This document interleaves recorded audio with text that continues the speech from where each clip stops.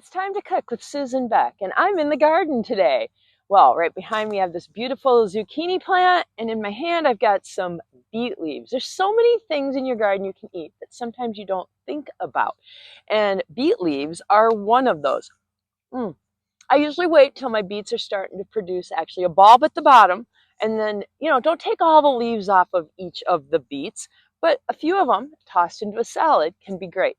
But today I want to focus on the zucchini, squash blossoms, zucchini blossoms. I bet you've heard you can eat them. Well, today I'm going to show you an easy way to fry them.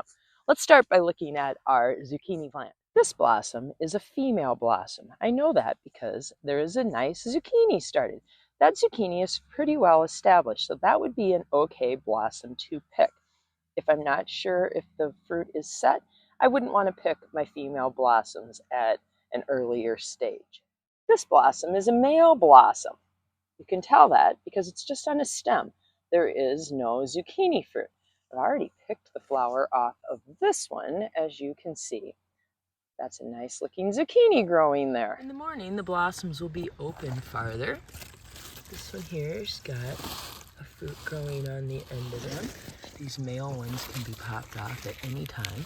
You probably do want to check that you don't have any little bugs crawling around in your flowers. You know how bees and things like to pollinate. The other thing is you could do this under your sink or just give them a little dip into some water if you want to rinse them a little bit and make sure they're ready to eat. To fry these zucchini blossoms, we are going to dip them in a beaten egg. Toss them in some flour that is seasoned with salt and pepper, and then fry them in some oil. Let's get started by cracking an egg, and then we will beat that up either with a fork or an egg beater. That will be our liquid that will help our flour stay attached. All right, into my flour, I'm going to grind some fresh ground pepper and toss in a little salt and mix that all together.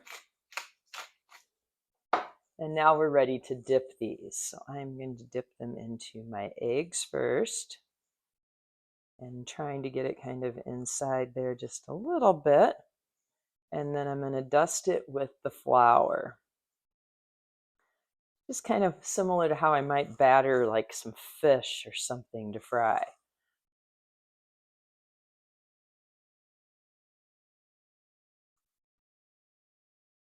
All right, let's do those last two.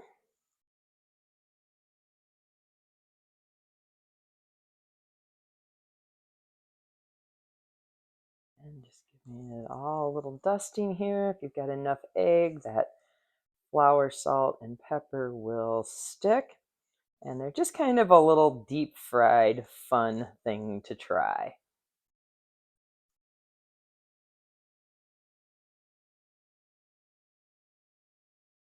All right, one more to flour.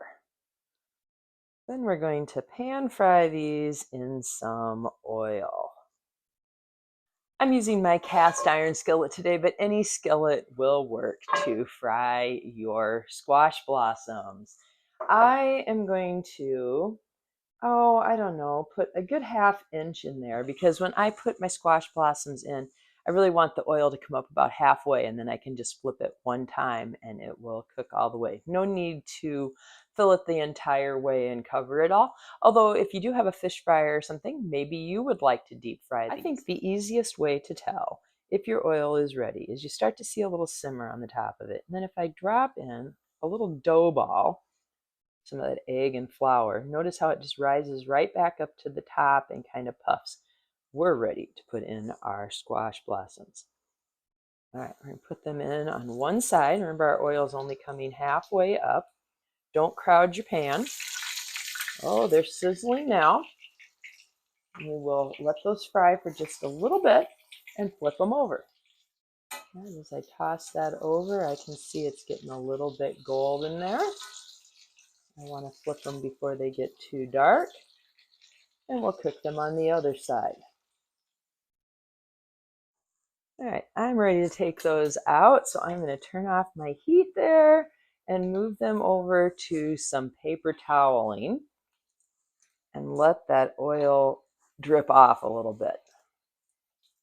So our squash blossoms from a zucchini today have had a little chance to cool. You want to be able to handle them carefully, make sure that any oil that was trapped inside has a chance to have cooled off. Now, when you eat it, we're not going to eat that little end on the bottom of it where it was attached to the plant. With a nice crunch on them. They're just kind of a white little batter, and the flour is just kind of fun. I don't know. It's not like this is anything that, oh, wow, best food I've ever eaten. But it's always fun to try different exotic things that you hear about. And it's something that I tried for the first time last year, having never attempted it before.